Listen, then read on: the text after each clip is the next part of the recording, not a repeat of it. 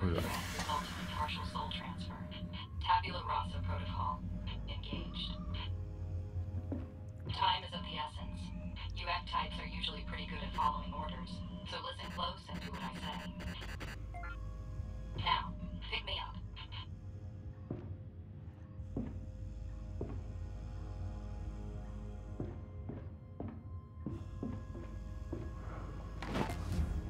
Bring me to the central computer and insert me in the cradle.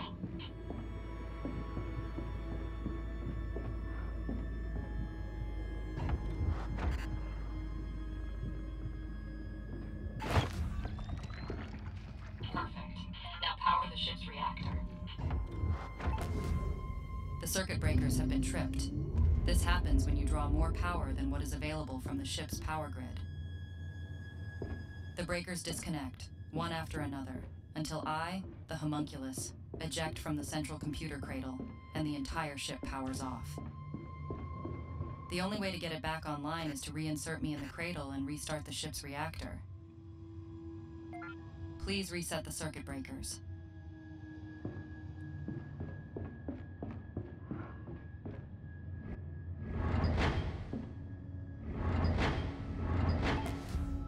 The ship's helm and the engine are currently inaccessible due to low oxygen levels. You'll need to activate the life support system to replenish oxygen aboard the ship. Toggle the switch on the ship's life support system. It will draw power from the ship's power grid. All Medem ships come equipped with a basic life support system. It will slowly restore the ship's atmosphere, as long as you don't leave the airlock open. With the ship's atmosphere restored, we should probably do something about your mortal form. Your structural integrity is marginal, likely a sarcograph malfunction. We'll need biomass to repair it. Retrieve a biomass canister from the storage racks located at the front of the ship. Spare biomass canisters can be deposited in the bioport near the sarcograph bay. Their contents will be added to the ship's biomass store. Step into the sarcograph once more and rejoice in the rejuvenating grace of Medem. The sarcograph uses the stored biomass to repair your meat chassis. If you run out of biomass, the sarcograph will work much slower, so scavenge spare canisters when you can. We need to get the ship back to Medem Command, but it will need repairs first. I will guide you. I've registered resources in a jettisoned container outside the ship. We'll need a weapon to crack it open. I will teach you about item fabrication and system inscription. Retrieve nanoalloys from the storage shelves near the front of the ship. Good. Now bring the alloys to the ship's fabricator. Use the fabricator's terminal to trigger the recycling process. The recycled alloys are added to the ship's alloy store. New ship systems are created via the process of inscription. The characteristics of the new system are inscribed on a blank animus crate. Advanced systems require higher tiers of blank crates. However, a high-tier crate will support a low-tier system. Use our alloys to fabricate a common blank animus crate. With the blank crate in the fabricator, you're able to inscribe the system specs for a benediction cannon.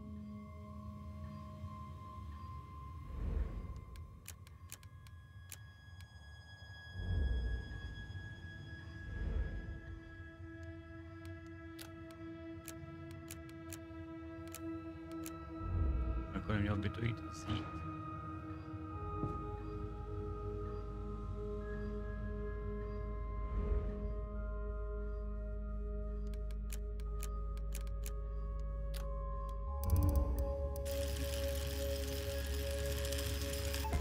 The characteristics of the weapon system are inscribed on the blank animus crate. With enough alloys, you'll be able to upgrade the fabricator, which will allow you to create higher tiers of blank crates. Retrieve the inscribed animus crate from the fabricator. The fabricator can learn various new blueprints. However, it requires that you recycle the corresponding item first, and the knowledge will be lost when your pilgrimage ends. Install this weapon system so it faces the storage container.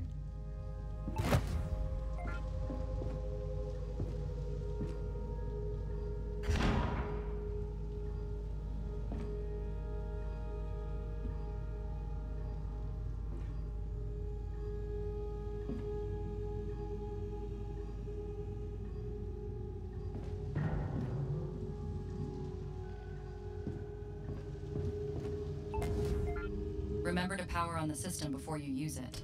Though the ship has limited available power, we have enough to run what you've currently installed.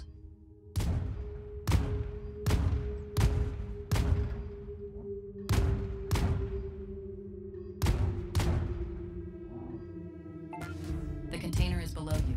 Destroy it.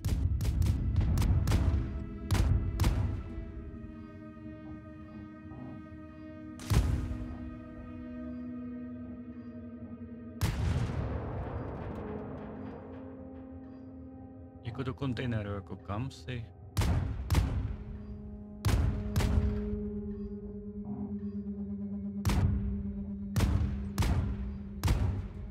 Place kontejner to je, ale to ne. Place. A můžete mi ukázat? A tady.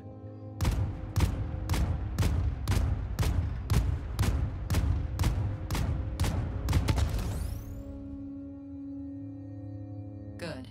There was a hull repair plate inside. When you're ready, it's time to step into the void. Now for the tricky part. I've unlocked the airlock. Use the airlock controls to get through. I have disabled the safety override, just to make sure you don't accidentally eject yourself into the void of space without proper protection. Before proceeding any further, put on a jetpack. Without it, you'll turn into an Ek-type popsicle in a short moment. Good. With the jetpack on, it's now safe to depressurize the airlock. Proceed with caution. Zkus mě nekomentat ani slovem. Tak, jdem na to. Navigate to the hull repair plate that was inside the container and retrieve it. The jetpack has an optional momentary thruster. It consumes your spare oxygen when you use it. Jak jsme do toho střelili. Ne, nebo...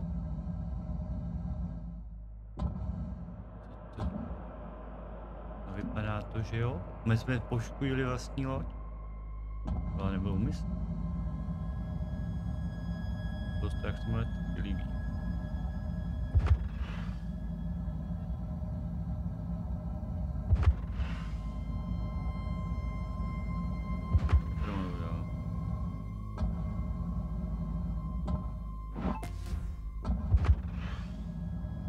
You are ready to repair the ship's hull breaches.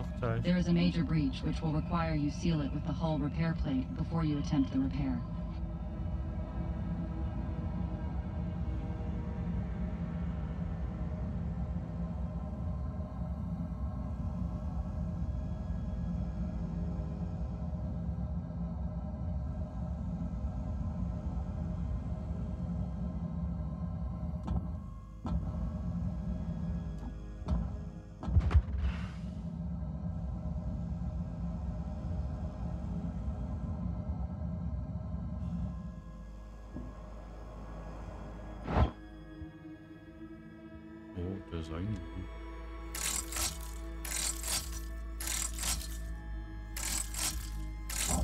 Jo, takhle, dobrá.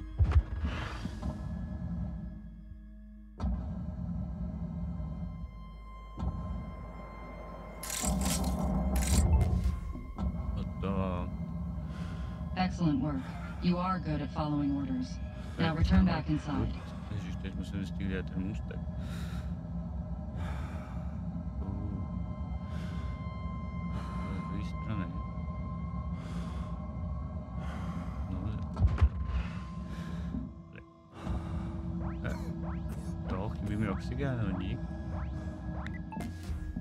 Remember to pressurize the airlock before you remove your jetpack.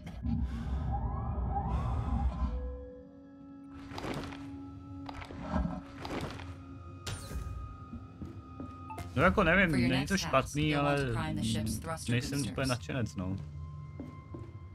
I've unsealed the doors to the engine room.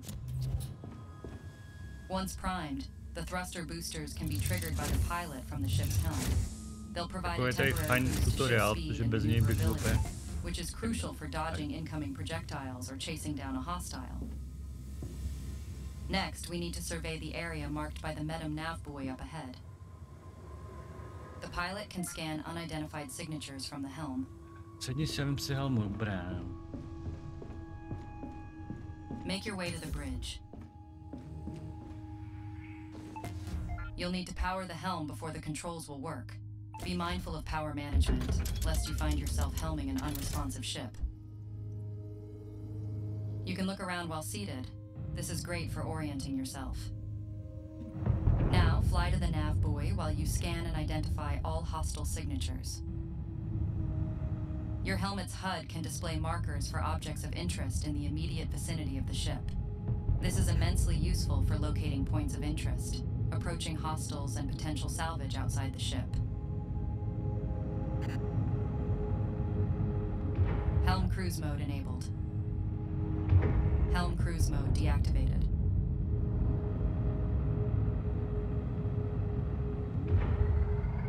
Máme autonavigátora. To pro nadšence vesmíru určitě fajn hra. Proximity mines. The Hollow probably left these near the nav buoy as a trap for anyone seeking valuable salvage. Use the benediction cannon to shoot the mines. Be mindful that you might need to move the ship to get a proper shooting angle.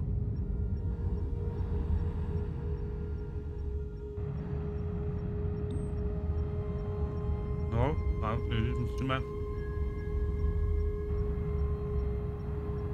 se připojit k tomu itemu, jo?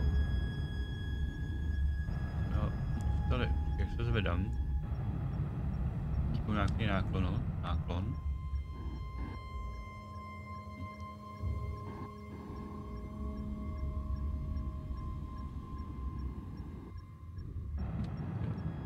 To je horší. Jako mám zničit miny, ale jako bez zbraní. Nebo to mám udělat jako takhle complication. Už tak jako nemáme tu jednotku střílící. Tady pak jsou ty miny.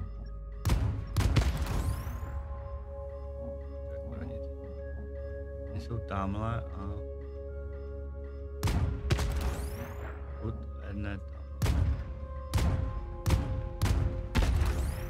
With the mines dealt with, we should get back to Medem Command. Now that you're brought back up to speed, I'm sure they'll have something exciting lined up for us. To leave our current objective in sector, we'll need to execute a void jump. Mastering the procedure is critical knowledge. An expedient void jump can save the ship from destruction. And you, I suppose. Helm cruise mode activated. Helm cruise mode deactivated. A void jump requires two things: jump charge and an escape vector. Start by initiating the charge in the engine room. Udělat ten náklon.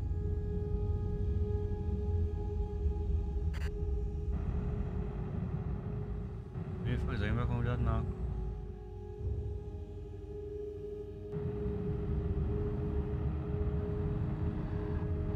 Třeba to zvednout. Že potřebuji vzít tenhle item, že jo?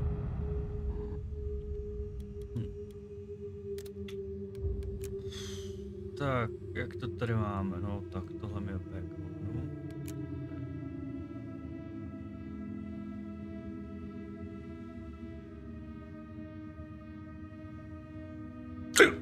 No, to je taky na hovno.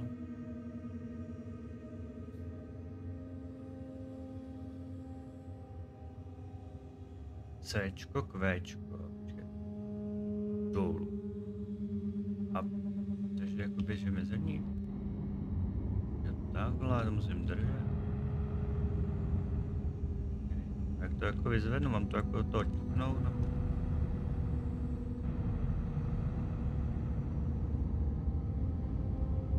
Nevím, jako nebo s tím jako... To jako třeba sebrat. Dobrý no.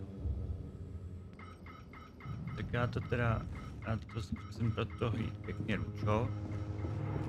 Nevím jo, prostě... To je tady ta problémy.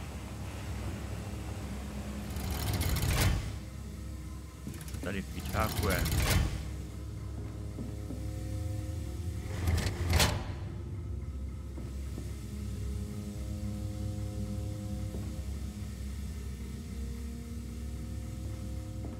Jdem teda s tou helmou. Takže tuto jako ne.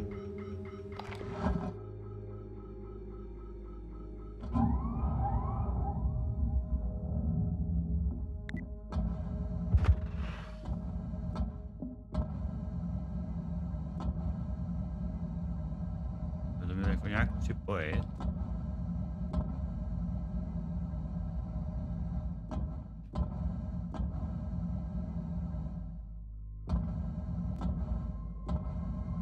Je to jako, já nevím, jestli to je jako navigační něco, nebo jako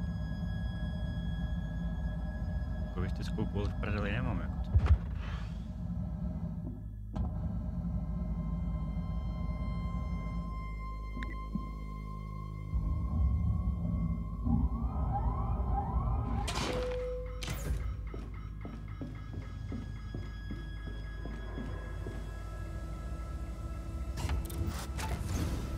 The void drive takes some time to spool.